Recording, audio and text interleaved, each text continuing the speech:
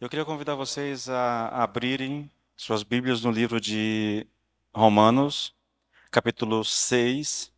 Nós vamos ler apenas os versículos 3 e 4. Nós estamos tratando desses versículos, tá bom?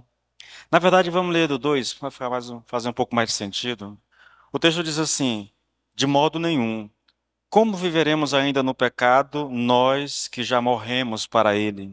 Ou será que vocês ignoram que todos nós que fomos batizados em Cristo Jesus, fomos batizados na sua morte?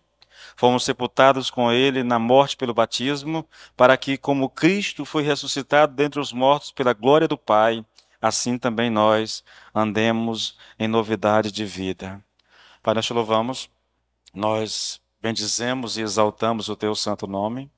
Damos graça pela oportunidade de estarmos aqui reunidos para orar e para estudar a tua palavra, Senhor. Nós já oramos, Pai. Agora nós passaremos ao estudo da palavra. E pedimos que o Senhor nos abençoe, abrindo o nosso entendimento, Senhor, dando-nos a graça de compreender a tua palavra, Senhor, compreender aquilo que vai ser ministrado em o nome do Senhor Jesus. Pai, venha sobre nós nessa noite, fale ao nosso coração de acordo com a tua vontade, em o nome de Jesus. Essa é a nossa oração, Pai. Amém e amém. Amém, queridos. Nós estamos falando sobre a nossa união com Cristo, irmãos. Eu tenho consciência, né, ao ler o texto, ao ouvir a pregação outras vezes, porque eu ouço, né, ou mesmo de ficar olhando o texto que já foi ministrado, eu tenho consciência, querido, que acompanhar isso aqui exige de nós uma disposição mental muito grande, entende? Eu tenho consciência disso. E eu queria pedir que você se esforçasse para tentar compreender. Eu sei que raramente você consegue pegar o fio da meada e sair acompanhando passo a passo, até porque é muito repetitivo aquilo que nós fazemos.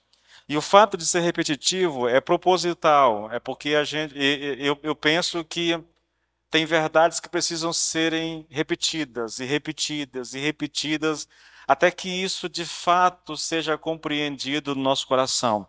Eu acredito que a repetição de algumas verdades a respeito desse capítulo, elas vão acontecer durante toda a ministração, tá bom? E o fato da gente ficar repetindo elas é porque elas são importantes e a compreensão disso pode ser muito, muito abençoador na nossa vida, tá bom? Veja, nós estamos dizendo o tempo todo, querido, que nós estamos ligados a Cristo, nós morremos com Ele, né? Morrer com Cristo significa, de certa forma, ser inserido em Cristo, entendeu? É o Espírito que nos insere em Cristo. Isso fala da nossa união mística com o Senhor. Eu vim falando ao longo das semanas anteriores, né, que essa união com Cristo significa que nós estamos ligados a Ele na sua morte, nós estamos ligados a Ele no seu sepultamento, né? E hoje nós vamos dar sequência a isso, nós estamos ligados a Cristo na sua ressurreição. E é disso que eu quero tratar hoje, tá bom? Eu vou ver até onde que dá para a gente seguir com o nosso texto. Eu disse que a nossa união mística, e o fato de nós estarmos unidos ao Senhor, significa isso. Estar unido com Ele, ligado a Ele na morte, ligado a Ele no sepultamento, ligado a Ele na sua ressurreição. Tudo isso é dito aqui nesses versículos 3 e 4, tá bom, querido? Hoje nós vamos seguir desse ponto aqui. Nós estamos ligados a Cristo na sua ressurreição. E o texto nosso, só para a gente rever aqui, é só o versículo 4, de maneira específica, que nós vamos trabalhar um pouco hoje. Fomos, pois, sepultados com Ele, com Jesus, na morte pelo batismo, para que, assim como Cristo foi ressuscitado dentre os mortos, pela glória do Pai, assim também andemos nós em novidade de vida. Bom, querido, nós vamos trabalhar isso aqui, tá bom? E eu espero que você consiga, talvez não compreender tudo, mas pelo menos aquilo que é essencial, que você aprenda, porque eu te digo, irmãos, e venho dizendo isso ao longo dessa carta. Para mim, é o capítulo mais importante dessa carta e eu diria que de toda a Bíblia.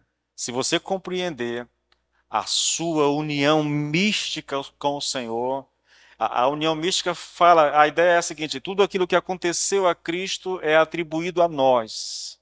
Ele morreu, nós morremos com ele. Ele foi sepultado, nós fomos sepultados com ele. Ele ressuscitou, nós ressuscitamos com ele. É disso que nós estamos falando, tá bom, querido? Então vamos seguir aqui adiante, tá bom? Nós já aprendemos que estamos ligados a Jesus em sua morte, em seu sepultamento, e agora nós veremos que nós estamos ligados a ele também na sua ressurreição. Vamos olhar para o texto? Tá bom? Vamos olhar para o texto? Observe aqui uma coisa, irmãos. Paulo diz que o Senhor Jesus, ele foi ressuscitado dentre os mortos pela glória do Pai. Olha o que ele está dizendo. O que ele quer dizer com glória do Pai? Cristo foi ressuscitado pela glória do Pai. O que ele quer dizer com isso? De maneira bem simples, querido, a expressão glória do Pai, ela significa poder do Pai, ou seja, poder de Deus, tá bom?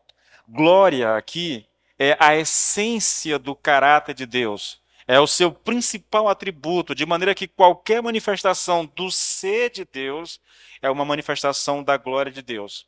E isso é tanto verdade, irmãos, que a gente vê nas Escrituras um termo usado pelo outro, entendeu? Tipo assim, em vez de dizer pelo poder do Pai, ele diz pela glória do Pai. Isso é intercalado. Deixa eu te mostrar aqui alguns exemplos dessa realidade aqui, de como glória do Pai é a mesma coisa de falar da glória de Deus. Olha só, em João 11:40, o Senhor Jesus disse assim: olha, não te disse eu que se creres verás a glória de Deus? Observe que a expressão glória de Deus aqui é a mesma coisa de glória do Pai. Ele está dizendo o seguinte: olha, o poder do Pai. Não te disse eu que se creres verás o poder de Deus, porque é disso que ele está falando. Você sabe que esse capítulo 11 aqui, o contexto aqui é a morte do amigo de Jesus, Lázaro, e a ressurreição. Isso ele está falando para uma das irmãs do morto aqui. Eu não te falei que se você cresce, você veria a glória de Deus, ou o poder de Deus, entende? Ele está falando aqui do que ele vai fazer, na verdade. E o que ele vai fazer? Ele vai ressuscitar Lázaro de entre os mortos. Então, ele está falando aqui da manifestação do poder de Deus que vai trazer de volta à vida aquele que estava morto depois de 4 dias. Quando eu penso nesse texto, irmãos, me vêm assim algumas coisas em mente, né? Veja, você sabe que uma pessoa com 4 dias de morto, ele já está em estado de decomposição, não é? A menos que tenha sido feito um tratamento para que permaneça mais tempo. Bom, ou Deus preservou ele, não permitindo que o corpo se decompôs, ou Deus deixou que a coisa evoluísse naturalmente e quando Cristo mandou Lázaro sair, o corpo que já estava em decomposição se recompôs e saiu. Qualquer forma que você imaginar, nós estamos falando de um poder muito grande, irmãos. De um poder sobrenatural. Entende? Que transcende aqui a razão humana. Uma palavra de Jesus e o morto voltou a viver. Em Salmos, nós vamos ver a mesma coisa.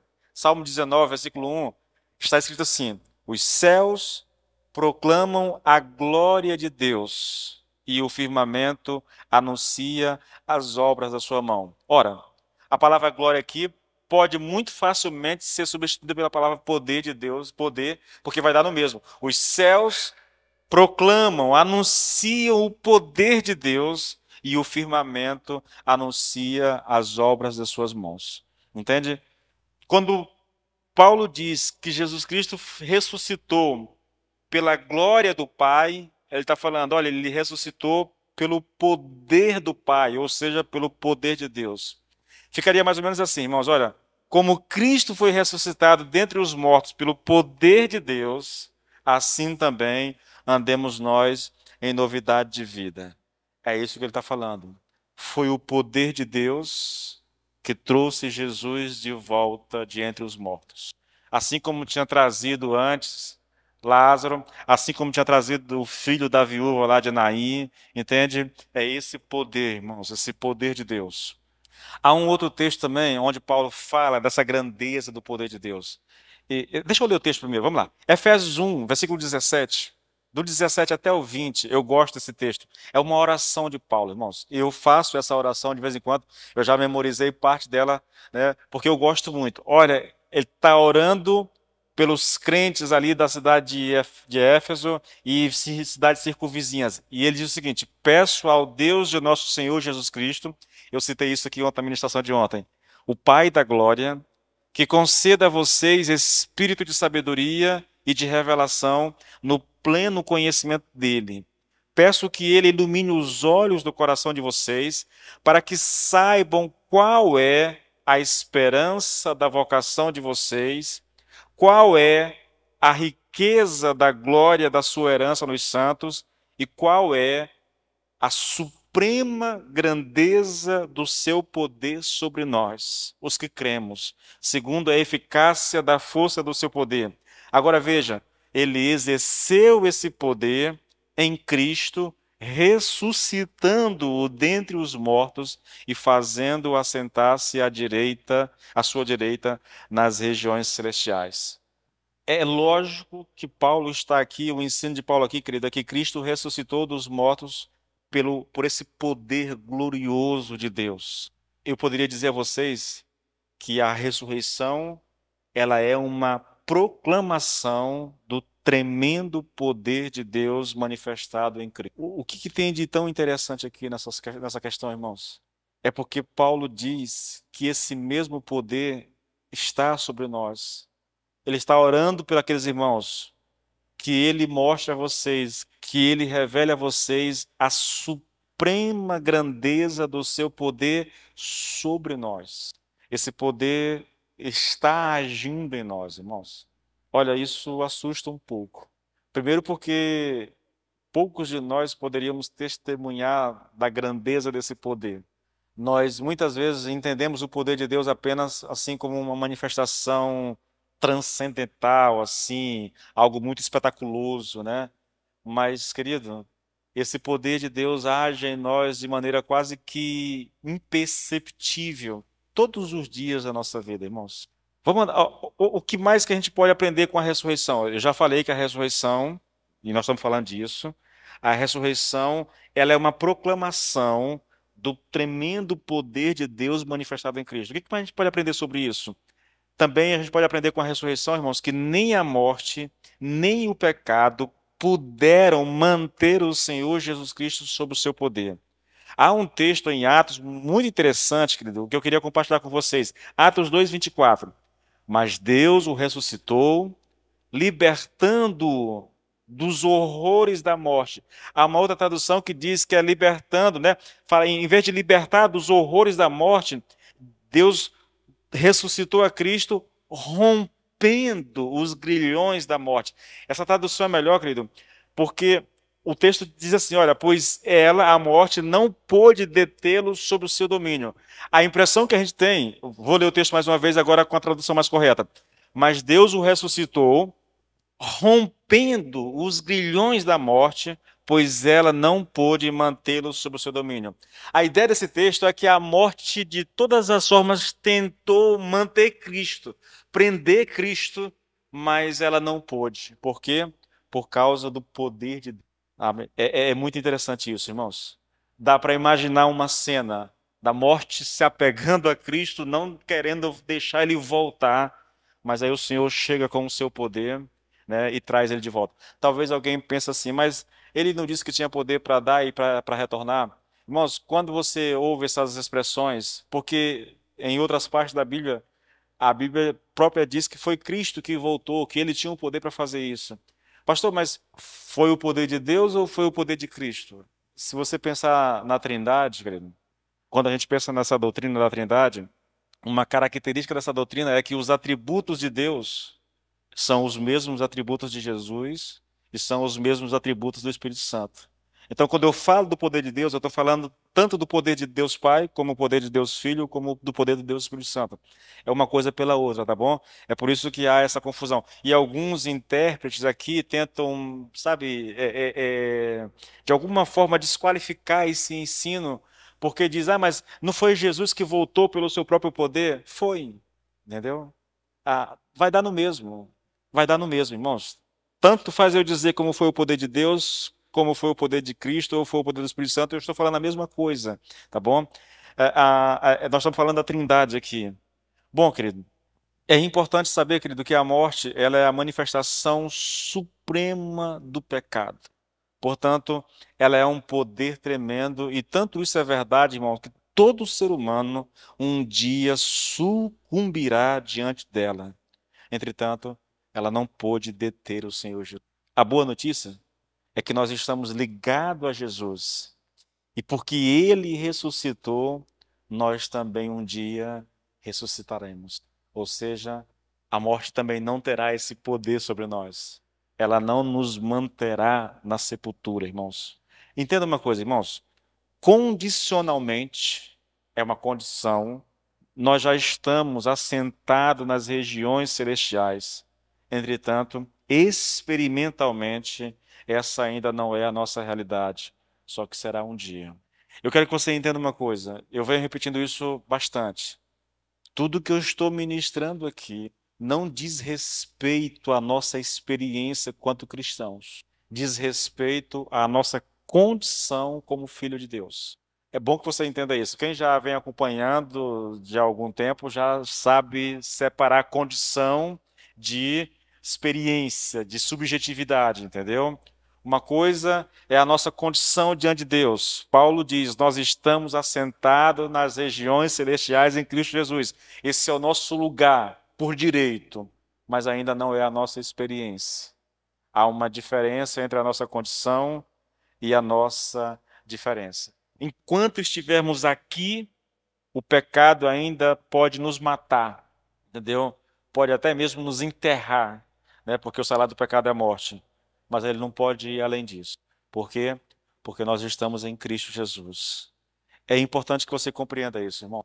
Quando nós pensamos na ressurreição do Senhor Jesus Cristo, e ao pensar na ressurreição, a gente lembrar de que nós estamos ligados a Jesus, que nós estamos conectados a Ele numa espécie de união mística. E aquilo que aconteceu a Cristo, a Bíblia diz que aconteceu conosco também. Portanto, se Ele morreu, eu morri com Ele. Se Ele foi sepultado, eu fui sepultado com Ele. Se Ele ressuscitou, eu também ressuscitei com Ele. É bom que a gente tenha isso em mente, irmãos. É bom que a gente tenha isso em mente. Esse é um ensino bíblico. Essa é uma realidade que diz respeito a nós como filho de Deus. Repito, você pode até pensar assim, pastor, mas eu não estou sentindo nada disso. É porque não é para sentir. Ainda não. Essa é a nossa condição. Vou citar o exemplo até cansar a língua. Lembra de Cristo lá no jardim do Getsemane, diante dos discípulos, da palavra dele para os discípulos? Orai e vigiai. Por quê? O espírito está pronto, mas a carne é fraca. O que diz respeito ao meu espírito, eu estou garantido. Não há nada que possa fazer com que eu perca a minha salvação, porque, como diz a palavra, eu já estou assentado nas regiões celestiais em Cristo Jesus. Esse é o meu lugar de direito, irmãos. Ainda que aqui, enquanto caminhando nesse mundo, mundo mau, mundo de tentações, de provações, de seduções, eu possa tropeçar, às vezes eu não sinto aquilo que é dito a meu respeito, mas o chamado nosso é para que nós creiamos naquilo que está escrito, irmãos.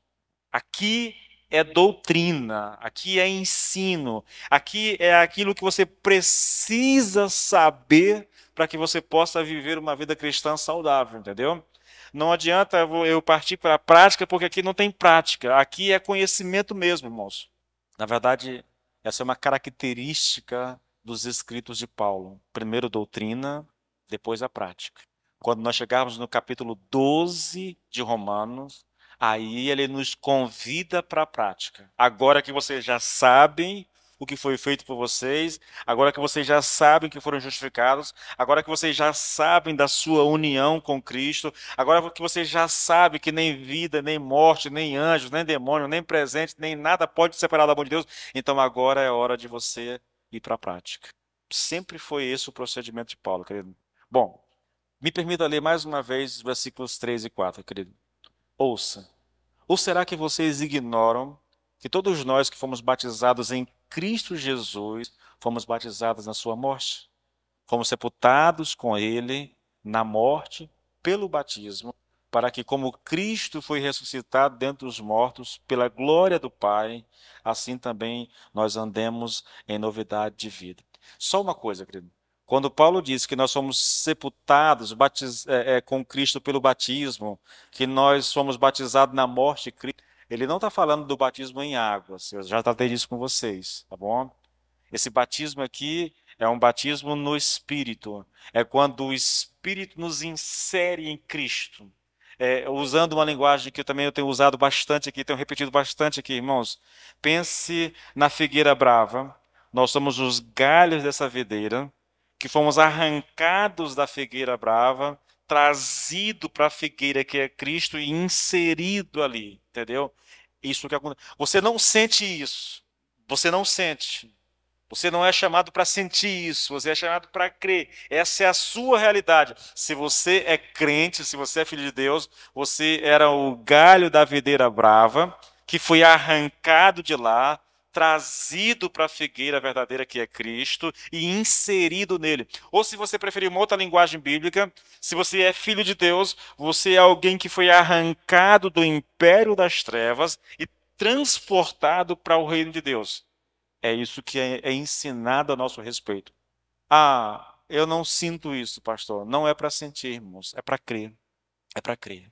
Falando em crer, lembre-se que tudo que é dito a respeito do Senhor Jesus é dito a nosso respeito também.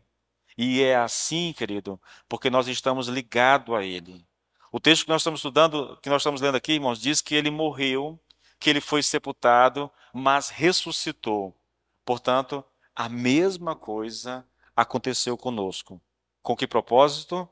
Para que nós andemos em novidade de vida. É isso que o texto diz. Fomos sepultados com ele na morte pelo batismo, para que, como Cristo foi ressuscitado dentre os mortos pela glória do Pai, assim também nós, em vez de dizer fomos ressuscitados também, ele diz, nós andemos em novidade de... Com relação a Jesus, ao Senhor Jesus, querido, andar em novidade de vida significa que ele não somente saiu do reino em que tinha entrado, né, mas ressuscitou para outro reino, para uma nova esfera, para uma nova série de relações. Lembre-se que nós falamos bastante disso, reino do pecado, reino da graça, entende? Quando Cristo andar em novidade para Cristo aqui, significa que ele rompeu as relações definitivamente com o reino do pecado. Lembre-se, ele entrou nesse reino por nossa causa, para nos salvar. Com a sua morte e a sua ressurreição, ele rompeu definitivamente com esse reino e ele entra ou ele ressuscita para um outro reino, para uma nova esfera, para uma nova série de relações.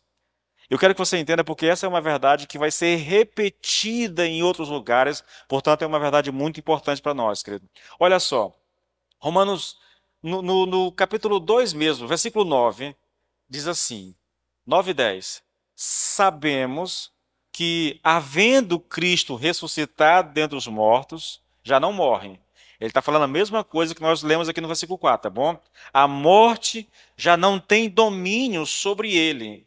Pois quanto a ter morrido, de uma vez para sempre morreu para o pecado. Ou seja, morreu para o reino, para o governo, para o poder do pecado. Mas quanto a viver, vive para Deus.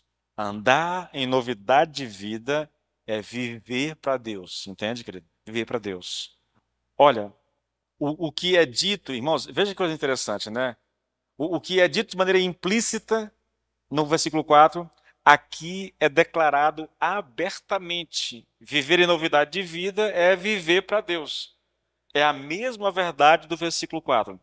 O que que nós estamos falando aqui, querido? Nós estamos dizendo o seguinte: a ressurreição, ela testifica o fim da relação com o reino do pecado e também testifica da nova vida.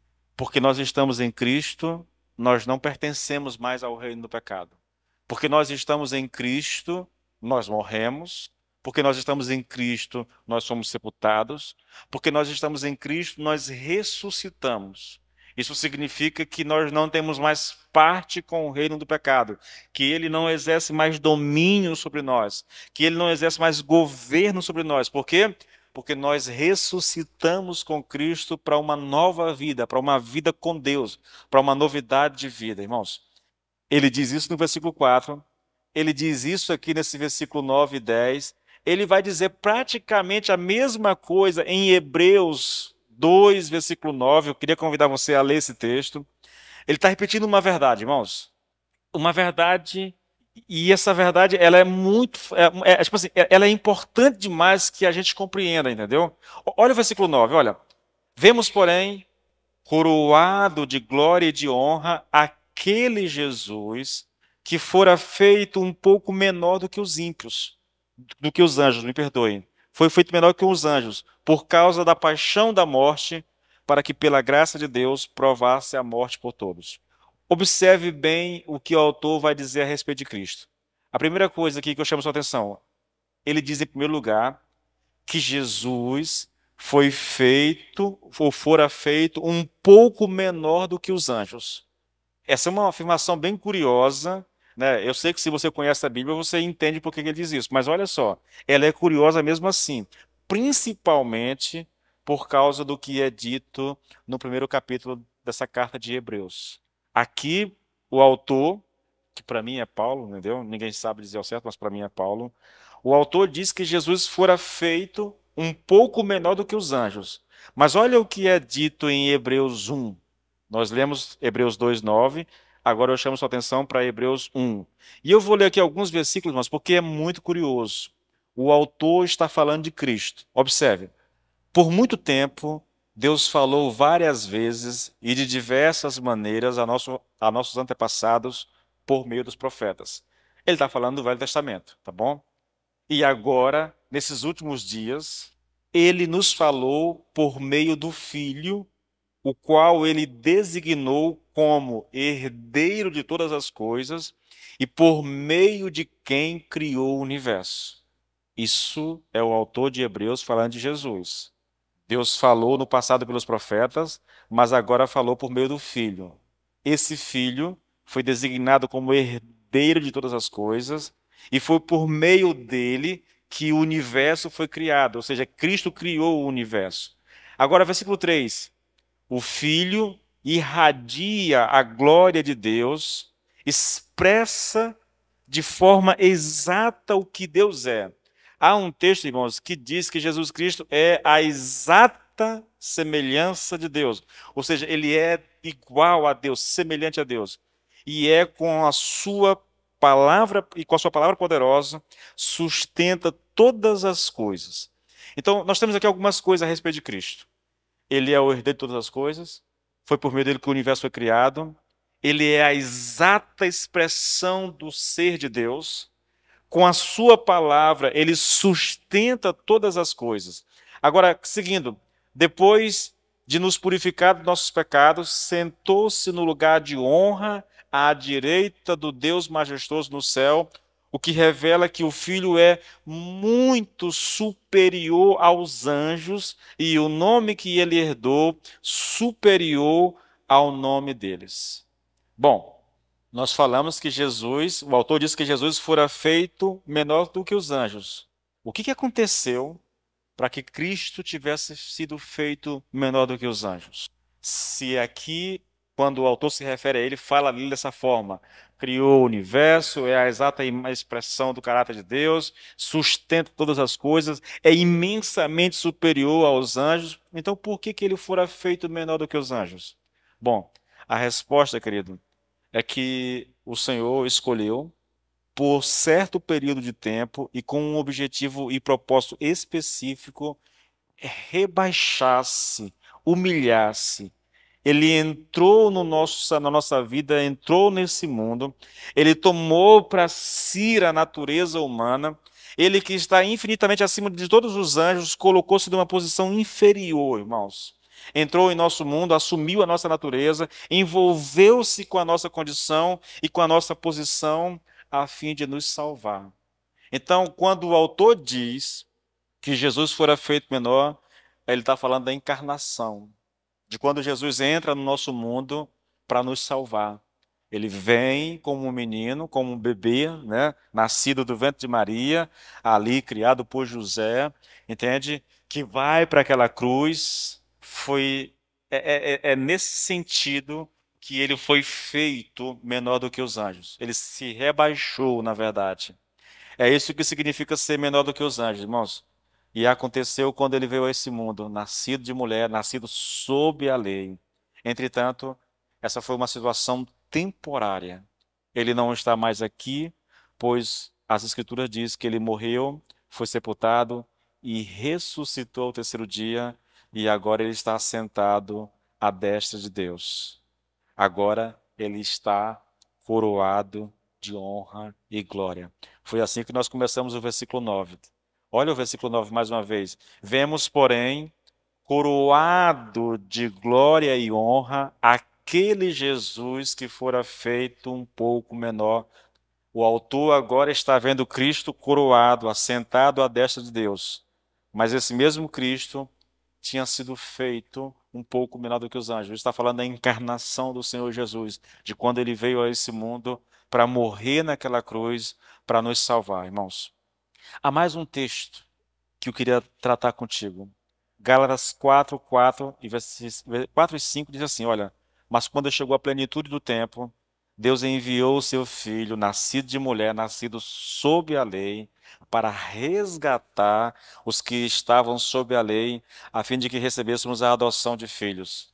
Veja como foi que Cristo, que Deus enviou Jesus, irmãos. Ele veio a esse mundo nascido de mulher, e nascido sob a lei, debaixo da lei. Ele entrou no reino do pecado. É o que o texto está dizendo, entendeu? Aquele que, por meio de quem todo o universo foi criado, colocou-se, ainda que temporariamente, na mesma condição que a nossa, querido. Olha, ele entrou, por assim dizer, no reino do pecado, sob a lei, ou usando uma expressão do Lord Johnny que eu acho muito, muito impactante, irmãos. Ele diz o seguinte: olha, o legislador colocou-se debaixo da lei. Está falando de Cristo, na verdade. E por que ele fez isso? Para resgatar os que estavam sob a lei, a fim de que recebêssemos a adoção de filho. Queridos, isso que eu estou pregando a vocês, que parece assim um pouco difícil de ser compreendido, é muito. Eu estou falando da encarnação de Cristo, do amor de Cristo por nós, que fez com que ele viesse ao nosso mundo, se colocasse numa relação como a nossa para nos alcançar, se fez gente como nós para nos salvar, se colocou, por assim dizer, debaixo do reino do pecado, debaixo da lei, para nos salvar. Quando ele ressuscitou, irmãos, essa relação que ele se coloca temporariamente, ela é rompida, ela é quebrada definitivamente, entendeu? Morreu de uma vez por todas, diz Paulo, para não voltar mais a morrer jamais. Aí nós estamos falando da ressurreição de Cristo, ele veio, cumpriu o que tinha de cumprir e voltou para o seu lugar de glória, para o seu lugar de honra. Então vejam, ele fez isso para resgatar os que estavam sob a lei, a fim de que recebêssemos a adoção de filhos. Sabe o que significa? Que ele entrou deliberadamente nessa esfera em que eu e vocês vivemos, a esfera essa esfera esfera e domínio, na verdade, do pecado, a esfera da lei, nesse mundo, na verdade. Ele entrou nessa esfera, colocou-se sobre ela para nos salvar. Mas essa foi uma relação temporária. E o que a ressurreição nos diz é que a relação com o pecado e com a lei que ele tinha assumido, nessa esfera na qual ele tinha entrado, isso terminou, irmãos. Ele saiu dela. Ele está morto, na verdade. Ele foi sepultado, como diz, mas ele ressurgiu do outro lado. Não há mais relação com o pecado, não há mais domínio. Irmãos, sabe o que é mais interessante disso tudo? É que isso tudo diz respeito à nossa realidade. Repetindo, diz respeito à nossa condição. Quando eu digo, irmãos, que um crente nasce de novo, ele não perde mais a salvação, eu tenho que ter em mente isso aqui. Essa é a nossa realidade como cristão. Imagine, querido, a Bíblia diz que você morreu com Cristo, que você foi sepultado com Cristo, que você ressuscitou com Ele e que agora você vive em novidade de vida. E que tudo aquilo que diz respeito a Cristo diz respeito a você. Então, quando alguém diz assim, que um cristão, vou tentar levar essa lógica para que você possa entender. Quando alguém diz assim, que um cristão que morreu com Cristo, foi sepultado com Cristo, ressuscitou com Cristo, agora pode perder a salvação. Isso, irmãos, você tem que rasgar isso aqui, você tem que anular tudo isso aqui para poder sustentar algo dessa natureza, entende? Paulo vem elaborando esse argumento, irmãos, desde muito. Nós passamos todo o capítulo 5 falando disso. Na verdade, Paulo escreveu os capítulos 5, 6, 7 e 8 para nos dar certeza, para nos dar a garantia de que se nós estamos em Cristo, irmãos, então nós estamos seguros. Não é à toa que ele escreveu o capítulo 8 de Romanos, principalmente a parte final, que é um texto que a gente deveria memorizar e guardar no coração, irmãos, para que aquilo não fosse roubado de nós jamais. Nem morte, nem vida, nem anjos, nem principados, nem passado, nem presente, nada na criação de Deus pode nos separar do amor de Deus que está em Cristo Jesus. Por quê? Porque nós já morremos com Ele, nós fomos sepultados com Ele, nós já ressuscitamos com Ele, nós estamos assentados nas regiões celestiais com Ele, vivendo em novidade de vida. Pastor, isso é bom demais, mas como é que eu posso fazer para viver isso na minha vida? Aqui nesse capítulo 4, no capítulo 6, Paulo vai estabelecer uma certa dinâmica sobre a prática disso. Ele vai dizer: considerem-se como mortos. Ele está falando de uma certa prática, entendeu? É uma espécie de aplicação do que ele está dizendo aqui. Mas aqui, esses versículos que nós estamos estudando, ele não diz respeito à prática, irmãos, à experiência. É algo para se crer. É algo para que a gente tome posse. Eis aqui um uso aplicável, né, e verdadeiro do toma posse daquilo que está escrito. Tome posse daquilo que está escrito, irmãos, porque é isso que diz respeito a nós como filhos de Deus. Sabe quando eu penso nesses textos todos, de que Cristo, ele fora feito melhor do que os anjos, que ele nasceu da mulher sob a lei, me veio à mente, sabe o quê? Me veio à mente Filipenses 2, que nós passamos recentemente na célula, né? Ouça, irmãos, veja se não é uma descrição perfeita do que nós estamos estudando. Olha, Filipenses 2, versículo 5. Tenha entre vocês o mesmo modo de pensar de Cristo Jesus, que mesmo existindo na forma de Deus, não considerou ser igual a Deus algo que deveria ser retido a qualquer custo. Pelo contrário, ele se esvaziou, assumindo a forma de servo, tornando-se semelhante aos seres humanos e reconhecido em figura humana, ele se humilhou, tornou-se obediente até a morte e morte de cruz. Do que nós estamos falando? Nós estamos falando aqui que ele foi feito um pouco menor do que os anjos. Tá? Agora olha o versículo 9. Eu não vou ler todo não, mas só o 9. Por isso, Deus também o exaltou sobremaneira e lhe deu um nome que está acima de todo nome. Nós estamos falando aqui de quê? De que ele foi coroado de glória e honra. É uma descrição perfeita, irmãos. Todos esses três textos trazem explícita ou implicitamente a realidade da ressurreição e o que isto significou para o Senhor Jesus. Entretanto, querido, o que temos aprendido é o que diz respeito a Jesus, mas também, de certa forma, diz respeito a nós também. Lembre-se, nós estamos, nós estamos conectados a o que acontece com ele, a Bíblia diz, acontece conosco. Ele morreu, nós morremos com ele. Ele foi sepultado, nós somos sepultados com ele. Ele ressuscitou, nós ressuscitamos com ele. Ele anda em novidade de vida como resultado da sua ressurreição, querido. E assim também é conosco. Fomos batizados nele, fomos ligados a Ele. O que é verdade a respeito da sua morte é verdade a nosso respeito. O que é verdade a respeito do seu sepultamento é verdade a nosso respeito. O que é verdade a respeito da sua ressurreição é verdade a nosso respeito. Pergunta para você, né? O que que isso significa na verdade? Ou, perguntando de outra maneira, quais os benefícios da ressurreição de Cristo? Lembre-se, nós ainda estamos falando da nossa ligação com o Senhor na ressurreição, tá bom? É verdade que ele ressuscitou? Também é verdade que nós ressuscitamos. Então, quais os benefícios disso? Ou o que que isso significa? Isso é uma verdade prática, irmãos. E eu gostaria muito de convidar você a crer nisso de todo o coração.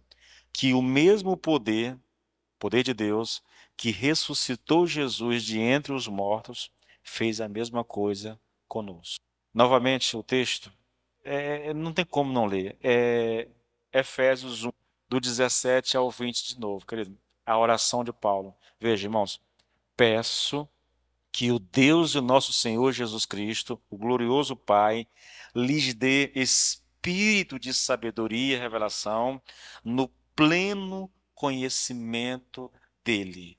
Ele diz: oro também para que os olhos do coração de vocês sejam iluminados, a fim de que vocês conheçam a esperança para a qual ele os chamou, as riquezas da glória, da gloriosa herança dele nos santos e a incomparável grandeza do seu poder para conosco, os que cremos, conforme a atuação da sua poderosa força em nós.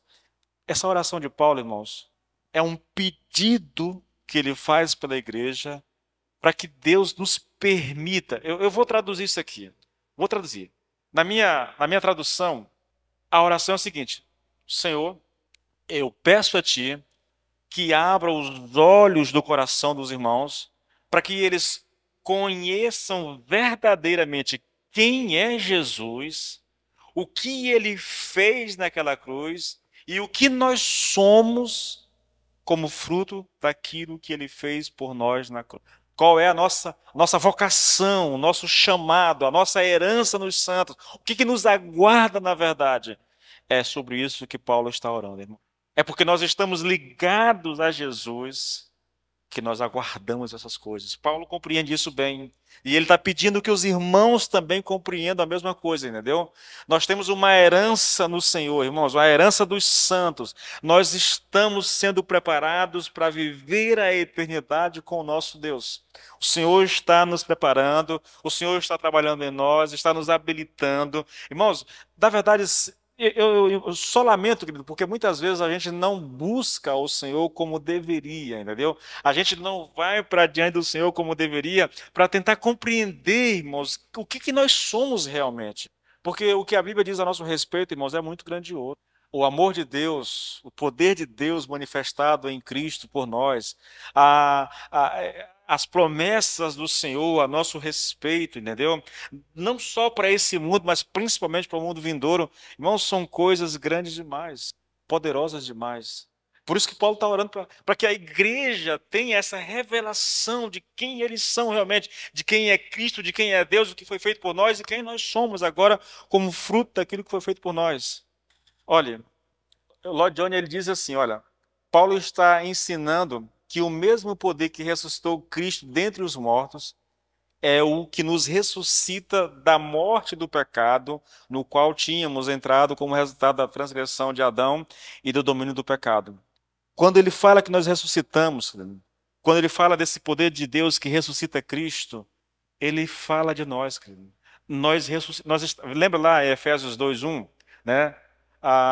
Deus nos deu vida, estando nós mortos em delitos e pecado. Nós ressuscitamos dessa condição de morte, entendeu? Ressuscitamos em Cristo, na verdade. Estávamos sob o poder do pecado, estávamos sob o poder da morte, estávamos sob o poder do diabo, e nós somos resgatados dessa condição, tirados dessa condição. Observe uma coisa, irmãos. Paulo diz nesse texto de maneira implícita. Veja o que ele diz. Ele diz que esse grandioso poder ressuscitou o Senhor. Estou falando do texto de Efésios, tá bom?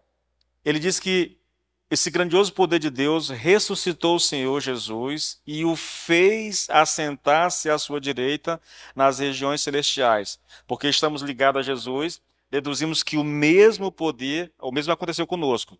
Isso é dito aqui nesse versículo capítulo 1. Agora, quando a gente chega no capítulo 2 dessa carta, irmãos, ele não diz isso de mais, não é mais implícito, não é mais apenas uma dedução. Ele diz isso de maneira escancarada, explícita. Olha Efésios 2, 4, irmãos. Olha como é que ele coloca. Veja, aqui ele está orando, ele faz uma oração, e pela oração que ele faz, nós deduzimos algumas verdades. Agora, aqui não, no versículo 2, ele é muito claro naquilo que ele diz. Olha, mas Deus, 2,4, mas Deus, sendo rico em misericórdia, por causa do grande amor com que nos amou, e estando nós mortos em nossas transgressões, nos deu vida juntamente com Cristo. Pela graça vocês são salvos. E juntamente com Ele, com Jesus, nos ressuscitou. Veja, nós estávamos mortos, mas nós fomos ressuscitados com Cristo. E com Ele, com Cristo, nos fez assentar nas regiões celestiais. Em Cristo, essa é a nossa condição. Não só ressuscitado, mas em Cristo assentado nas regiões celestiais. Irmãos, essa é a nossa posição, querido. Essa é a verdade bíblica a nosso respeito. O nosso desafio é crer nisso, entendeu? O nosso desafio, irmãos, é confiar nisso que está escrito. Ah, pastor, mas eu não sinto. Essa é a questão. Ah, pastor, mas eu olho para a minha vida e vejo os meus pecados e vejo as minhas fraquezas. Como é que isso pode ser verdade? Irmãos, é verdade. É o que diz a Bíblia. A não ser que você não esteja em Cristo. Porque se você estiver em Cristo, mesmo que você não sinta nada disso, isso ainda é verdade a teu respeito, entendeu? Ainda é verdade a teu respeito. Essa é a nossa posição, irmãos. Não é algo pelo qual nós devemos lutar para conquistar. É algo que já foi feito por nós. É uma realidade na vida do Filho de Deus. A outra lição, querido, que nós aprendemos aqui é que nós estamos, neste momento, numa nova vida e numa nova esfera. Essa é o que nós aprendemos com relação à questão da ressurreição de Cristo, desse poder. Paulo chama essa nova vida de viver em novidade de vida, entendeu? Então, repetindo mais uma vez, querido, olha, essa é a nossa posição agora, nesse exato momento. Paulo não está dizendo que nós devemos fazer isso, não está dizendo que nós devemos lutar por isso, que nós devemos lutar para crucificar a nós mesmos e morrer. Não, isso já aconteceu. Nós já ocupamos essa posição. Eu falei a semana passada de algumas pessoas que entendem, querido, assim, morrer com Cristo como uma busca que nós fazemos. Isso hoje talvez não seja tão assim, mas no passado isso foi muito forte, né? A gente vai para aqueles cultos de busca de poder de Deus, nós vamos morrer para o pecado, a gente vai lá para morrer para o pecado, vamos subir um monte para morrer para o pecado, entendeu? Para que a gente seja cheio do Espírito Santo, aquela coisa toda. Querido, nós já morremos. Eu não tenho que lutar por isso, eu não tenho que me esforçar para isso. Isso é uma verdade a meu respeito. Quer ver um texto interessante? 2 Coríntios 5,17. Se alguém está em Cristo, o que é dito lá? É nova criatura. É nova criatura. Ele já morreu e já ressuscitou. Agora está vivendo em novidade de vida. Ou pense lá em Filipenses 3,20. A nossa pátria está nos céus. Não é estará no céu, é está. Está agora, tempo presente, está no céu.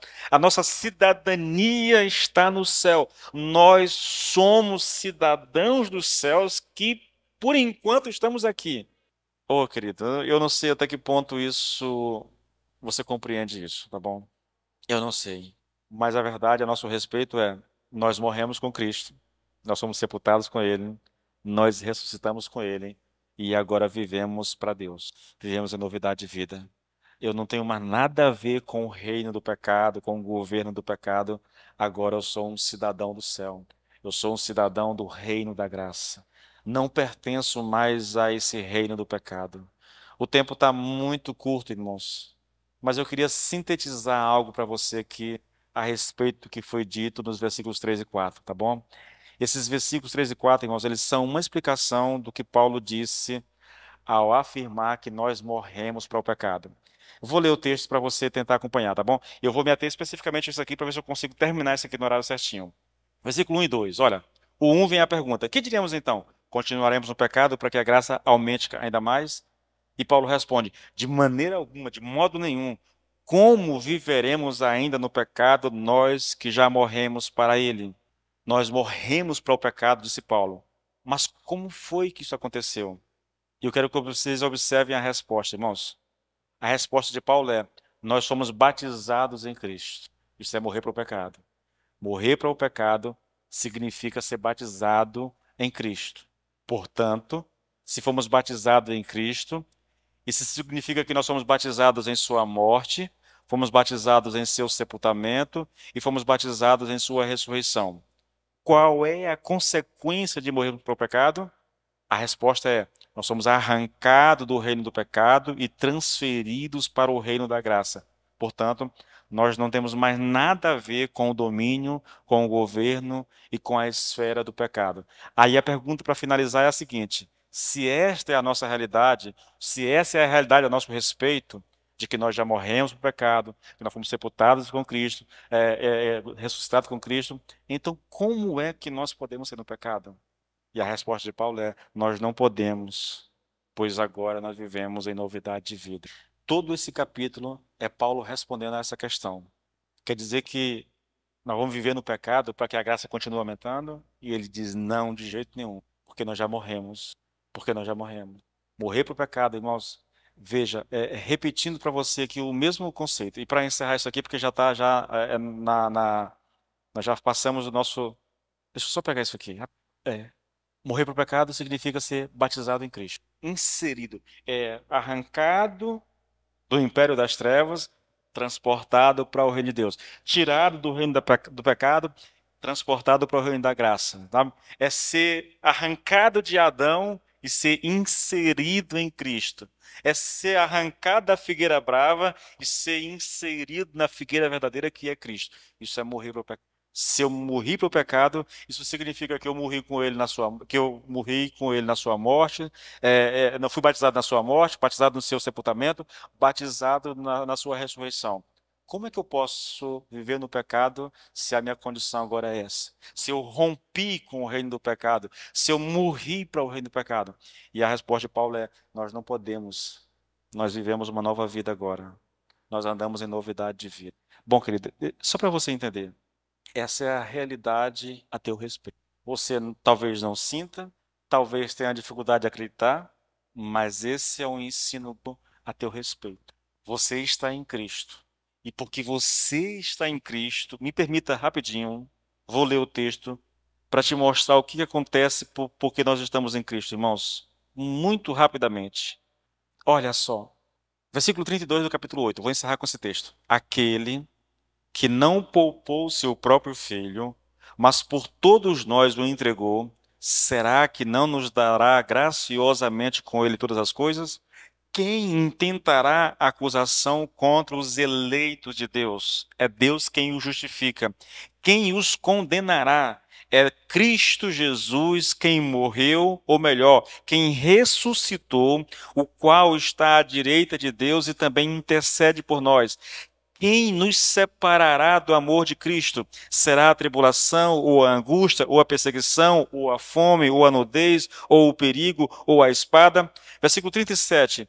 Em todas estas coisas, porém, somos mais que vencedores por meio daquele que nos amou.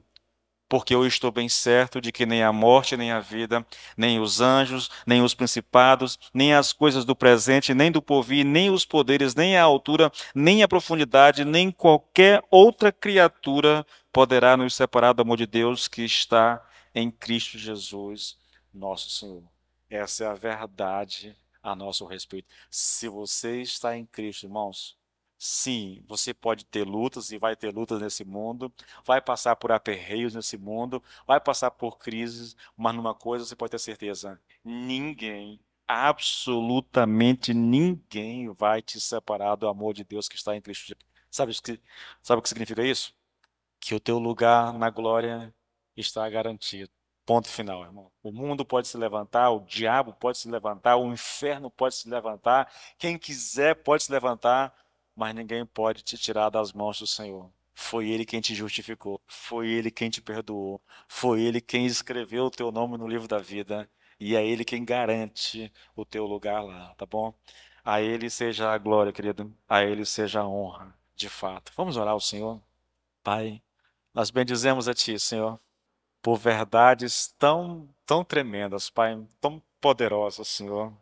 Somos teus, filhos e filhas, herdeiros com Cristo Jesus, Pai, de todas as promessas do Senhor, herdeiros do céu, Senhor, herdeiros, Pai, de uma vida de intimidade, Senhor, de comunhão contigo.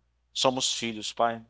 Ainda que assentado nas regiões celestiais em Cristo, vivemos nesse mundo. Aqui nós temos lutas, aqui nós passamos por crises, aqui a gente é perseguido, criticado, muitas vezes zombado, mas o fato é, Senhor, somos teus, pertencemos a Ti, fomos comprados por preço de sangue. Nosso nome está escrito na palma das Tuas mãos para que o Senhor não se esqueça de nós. Nenhum fio de cabelo cai, Senhor, sem a Tua permissão. Isso nos dá a certeza, a garantia de que nós viveremos a eternidade ao Teu lado, Senhor. Meu Deus, muito obrigado por Jesus Cristo ter vindo a esse mundo. Muito obrigado por Ele se rebaixar tanto para nos alcançar, Senhor. Que o nome do Senhor Jesus seja engrandecido. Como diz a palavra, que todo joelho se dobre, que toda língua confesse que Ele é Senhor, que Ele é Deus. A Ele a glória, a honra, o louvor, a majestade, o poder por toda a eternidade. Em nome de Jesus. Amém e amém. Amém, queridos.